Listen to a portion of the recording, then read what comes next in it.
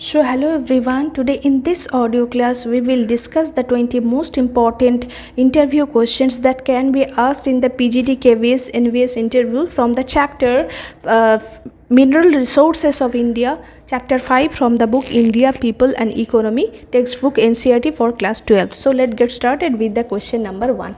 What is the basic difference between metallic and non-metallic mineral? So, the primary distinction is based on the presence or absence of metal content in their chemical composition. Metallic minerals contain metals in raw form, and that are further divided into ferrous and non-ferrous categories. Non-metallic minerals do not contain metal substances and either consist of organic origin, that like fossil fuel, or inorganic origin, other minerals. For example, iron ore, manganese, copper, these are metallic minerals, and non-metallic minerals include mica, limestone, gypsum, etc. Next question.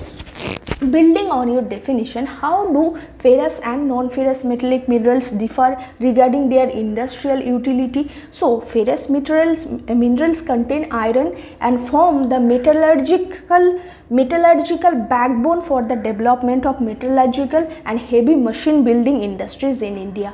Non-ferrous minerals lack iron content but possesses critical properties like high malleability, conductivity and resistance to corrosion, making them indispensable for electrical, electronics and chemical industries. For example, iron ore and manganese are primary ferrous minerals, and copper, bauxite or from aluminum ore serves the key non-ferrous minerals. Next question, let us talk about spatial distribution. What geological factors make the northeastern plateau region the richest mineral belt in India? So, the northeastern plateau region encompassing the Chota Nagpur plateau, Odisha plateau and Chhattisgarh is structurally a part of ancient Gondwana system and stable Archean shield. The crystalline and metamorphic rock structures here provide ideal geological conditions for extensive high-grade deposits of heavy metallic minerals and coal seam stratification. For example, the belt contains the primary coal field of Jharia and Raniganj alongside massive iron ore deposits in Goa, Nuamundi, Badam Pahad, etc. Next question, how does the mineral profile of southwestern plateau region differ from the northeast?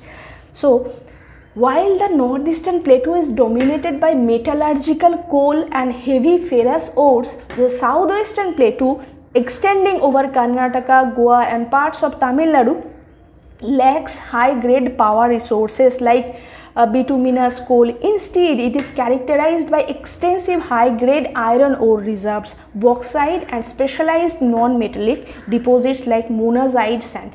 So, major concentration include the Kudremukh iron ore mines in Karnataka, bauxite deposits in Kolhapur, Maharashtra and monazite sands alongside the Kerala coast. Next question, if we shift to the northwestern region, what unique geological conditions explain its specific mineral wealth? So, the northwestern region running along the along the Aravalli range in Rajasthan and parts of Gujarat is geologically associated with Dharwar system of rocks. Due to extensive tectonic alterations and sedimentary basins, this region is poor in ferrous mineral but exceptionally rich in non-ferrous metal and building materials reserves. So, this region holds major non-ferrous deposits like copper in Khetri, zinc, lead in Jawar and alongside non-metallic minerals like mica, sandstone and marble, etc. So, next question, since you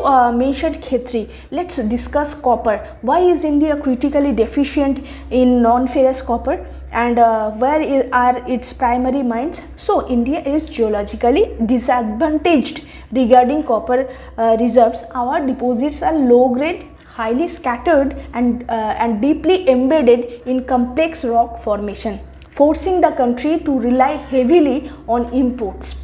Copper is vital due to its high electrical conductivity, ductility and alloying properties used in power cables and transformers. The primary operational copper mining centers are Khetri mines in Rajasthan, Malanchkand in Madhya Pradesh, and Ghatshila in Jharkhand.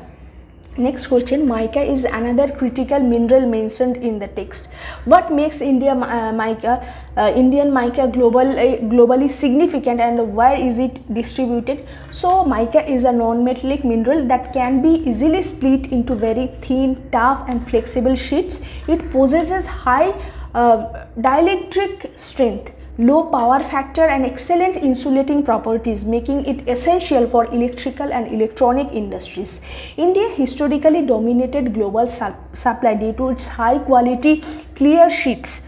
For example, mica is produced in well-defined belt in Jharkhand around the Hazaribagh and Kodarma and Nellore belt in Andhra Pradesh and the Jaipur-Udaipur axis in Rajasthan.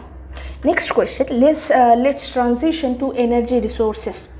So how are energy resources classified and what forms foundation of commercial energy in India? So the energy resources are classified into two categories: conventional, that is exhaustible and polluting, and non-conventional, that is renewable and clean. Commercial energy generation in India is overwhelmingly depending on conventional fossil fuels, particularly coal, which fulfills the baseline requirements of the country's thermal power sector. Conventional sources include coal, petroleum and natural gas. Non-conventional sources include solar, wind, tidal and geothermal energy. Next question, discuss the Gondwana coal fields. What are the geographical location and specific structural traits? So Gondwana coal accounts for about 98% of India's total coal reserves and is completely free of moisture but contains a varying amount of ash. Geologically, these fields are located in river valleys of peninsular shield, primarily along the eastern and central ports of India, where ancient vegetation was compressed over millions of years. These fields are concentrated in the Damodar Valley, like Jharkhand, Jharia, Raniganj, Bokaro, and Mahanadi Valley in Talcher, and the Son Valley, Singrauli, and the Godavari Valley, Singarini. Next is how does tertiary coal field differ geologically and qualitatively from Gondwana coal in India? So tertiary coal formation are much younger geologically, belonging to the Eocene, Oligocene and Miocene epoch. So qualitatively, tertiary coal is generally inferior to Gondwana coal. It has a high moisture content and lower carbon content, and high sulfur concentration and lower carbon content. Often classifying is at lignite or low grade bituminous. For example, tertiary coal deposits are found in northeastern states, notably Makum, Nazira in Assam, as well as the Neyveli lignite mines in Tamil Nadu. Next question, let's talk about liquid hydrocarbons. Trace the historical evolution and distribution of petroleum in India. So petroleum exploration began historically in dense sedimentary basin of the northeast. For a long time, Assam remained the sole producer. Post-independence, extensive exploration by oil and natural gas corporation led to the discovery of massive sedimentary oil basins in western offshore and onshore areas. The oldest field is Digboy in Assam, while major modern producing areas include Mumbai High, that is offshore, and Ankleshwar in Gujarat, and Mangala field in Barmer district of Rajasthan. Next question, natural gas is often found with petroleum. What is its structural significance and how is it transported across India? So natural gas occurs either in association with crude oil or in independent gas as independent gas reservoirs, that is non-associated gas. It is considered the environment friendly fuel of the 21st century due to low carbon emission. Because gas cannot be moved via traditional rail or road easily, its utilization depends entirely on pipeline infrastructure managed by GAIL. For example, there is a Hazira, Vijaypur, Jagdishpur underground pipeline which connects offshore gas fields of Mumbai High and basin to fertilizer and power plants in northeastern and in northern India. Next question, why is India shifting focus heavily toward non-conventional energy resources? So what are the ecological imperatives? So the shift is driven by three main factors. First, conventional fossil fuels are exhaustible and concentrated in specific regions. Second, their burning causes severe environmental degradation and global warming. Third, India's expanding population requires long-term energy security that is only sustainable, clean and renewable resources can provide. For example, prominent example of these clean alternatives include solar energy, wind energy, hydropower, biomass and tidal energy. Next question, explain the technology and raw materials behind nuclear energy production in India. So where are the key stations located? So nuclear energy is generated through the fission of heavy radioactive elements which release immense thermal energy used to produce electricity. India has a well-defined three-stage nuclear power program utilizing domestic radioactive minerals found in ancient crystalline rocks and coastal sands. The essential nuclear minerals are uranium mined at Jadugada in Jharkhand and thorium derived from monazite sands in Kerala.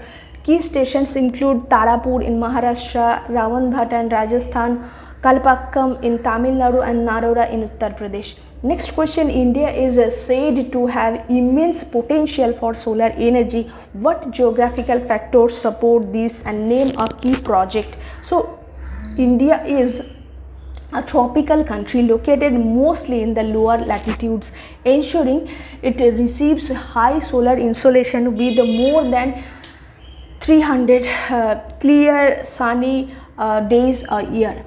Photovoltaic technology converts sunlight directly into electricity, making it highly effective for rural electrification and reducing grid transmission losses. So major progress in western India, such as large scale solar installations found in Madhapur near Bhuj, Gujarat and various solar parks across Rajasthan. Next question, where is the wind energy most viable in India and how is its spatial distribution structured? So wind energy requires a continuous high velocity wind flow to rotate wind turbine blades effectively. Its viability is highly localized to coastal zones where strong land and sea breezes occur, or open desert gaps with steady pressure gradients. India has established a large power capacity along its southern and western coast. The largest cluster of wind turbines is located in Tamil Nadu, stretching from Mupandal to Nagarkoil. Alongside, the major wind farm develops in Jaisalmer, Rajasthan. Next question, differentiate between tidal energy and geothermal energy based on their physical source mechanism. So tidal energy harnesses the mechanical energy of oceanic tides caused by gravitational force. High tides push water into narrow bays where it is trapped behind dams, then released through turbines to generate electricity. Next question is geothermal energy. Geothermal energy harnesses thermal energy from Earth's interior, groundwater heating up against hot rock surfaces as streams, which is tapped to drive generators. For example, tidal energy potential exists in Gulf of Kutch, Gujarat. Geothermal energy projects have been set up in Manikaran, Himachal Pradesh and Puga Valley in Ladakh. Next question, what is bioenergy and how does it solve both energy shortages and waste management issues in rural India? So bioenergy is the process of converting biological wastes such as agricultural residues, animal dung and urban organic waste into electrical or thermal energy. It addresses dual issues by safety neutralizing raw organic waste, reducing open dumping and related health hazards, while providing cheap, clean cooking gas and nutrient-rich organic manure for farms. For example, there are widespread setting up of community level biogas plants in rural areas of India, which reduce the dependency on traditional wood collection. Next question, why is conservation of mineral resources considered an immediate economic and ecological necessity? So mineral resources are finite, non-renewable, and take millions of years to form geologically. In contrast, the rate of consumption by modern industries is incredibly fast.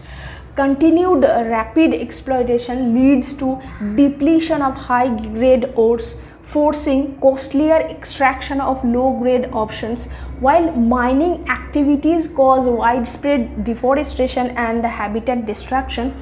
So there are scrap metal recyclings.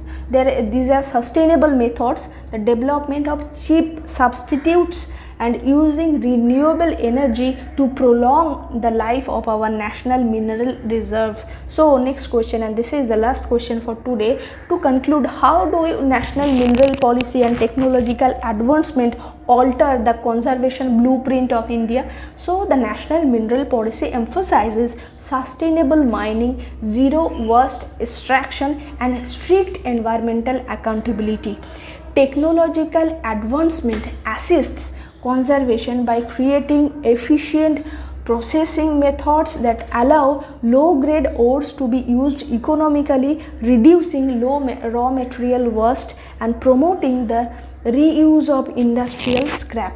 For example, the adoption of pelletization and beneficiation technologies allows Indian steel plants to use low-grade iron ore fines that were previously discarded as industrial waste.